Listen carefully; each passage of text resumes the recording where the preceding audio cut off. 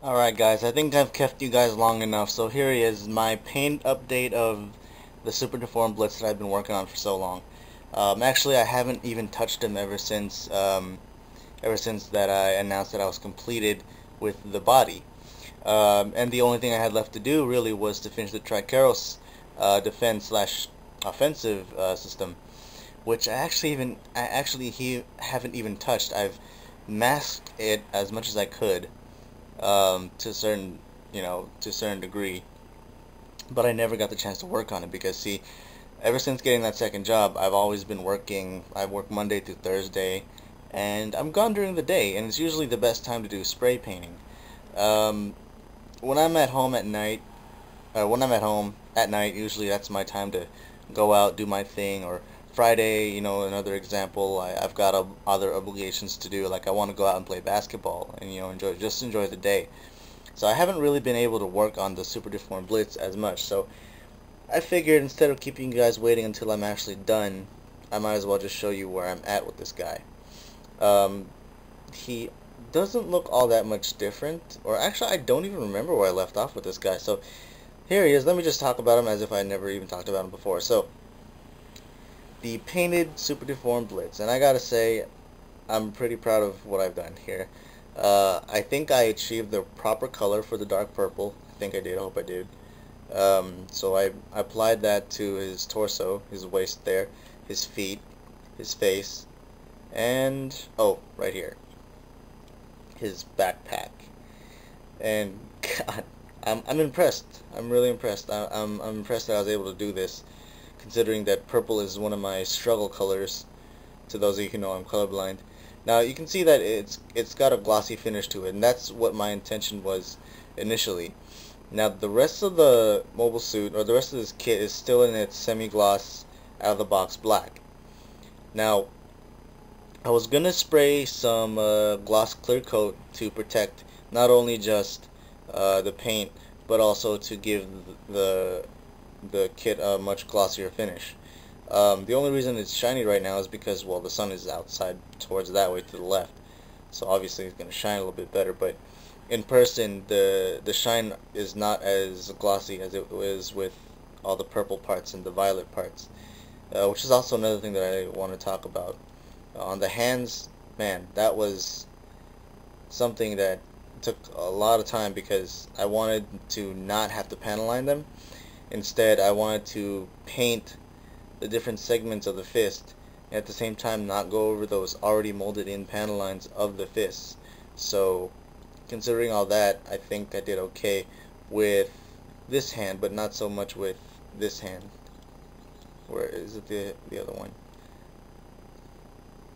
Yeah, I think it was this one where I kind of messed up on. But yeah. So I'm going to take some time, I'm going to zoom in, the audio is going to cut, you guys already know that, so I just want to zoom in on some of the things real quick, so hold up.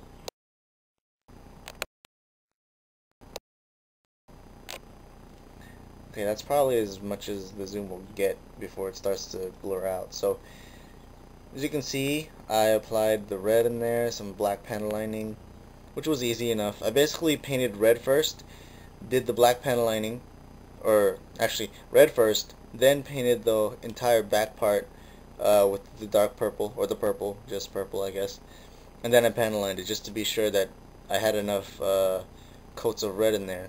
So I think if anything, on this model kit, the backpack would have to be one of the things that I would consider an accomplishment.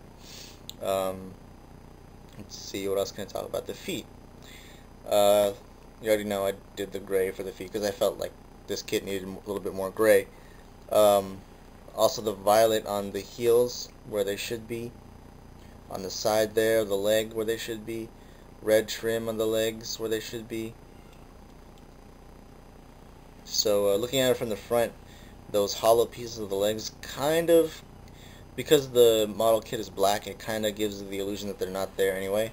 But since there is actually painted areas on the model kit, like you can see right there, the attention is still brought there and you might notice it, but to the naked eye it's pretty unnoticeable, of course, until you start focusing on the paint.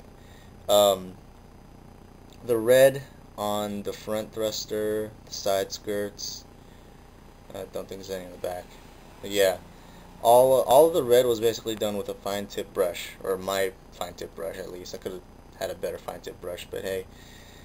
The vents, man, this was a little tricky, especially working with a black undermarker that's kind of warped. I need to get a new black undermarker. The yellow right there, yellow Gundam marker, I had to shave off the excess, whichever kind of dripped over.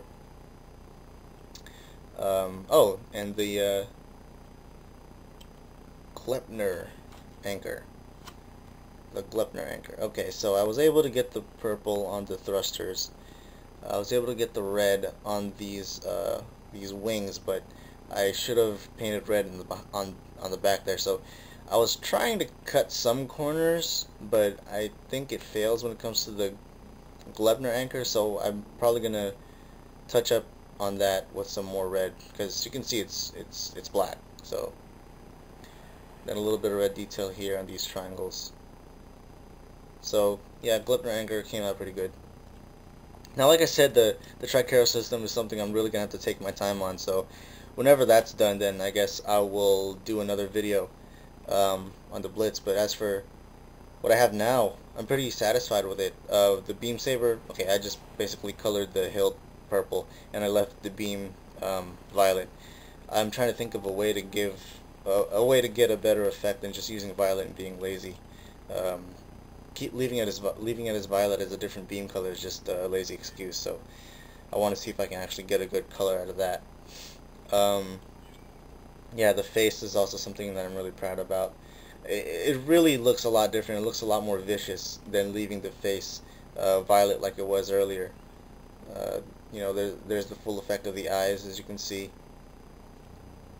The V fin, and then the red crest there, which I think I could have done better, because it has actually, when I did the same effect, which is when I used the Tamiya Chrome, which is a more frostier silver, when I used that on the Gadessa and Garazo back then, it gave off a much better effect, a much more particle-y effect, and that's kind of what I was hoping for here, kind of a shine, kind of a glow, without having to use like a fluorescent coloring or anything like that. But I think I might have used the red a little too thick. I don't know. I might change that. Also in the back here, I totally messed up there. I was supposed to do the same effect up here, but I totally messed up. So there's still some room for improvements on this kit, and it's just a matter of time, or just a matter of when I get a chance to do some touch-ups. So yeah, tell me what you guys think about this paint job. Leave your comments, questions if you want to know more about the colors I use or anything like that.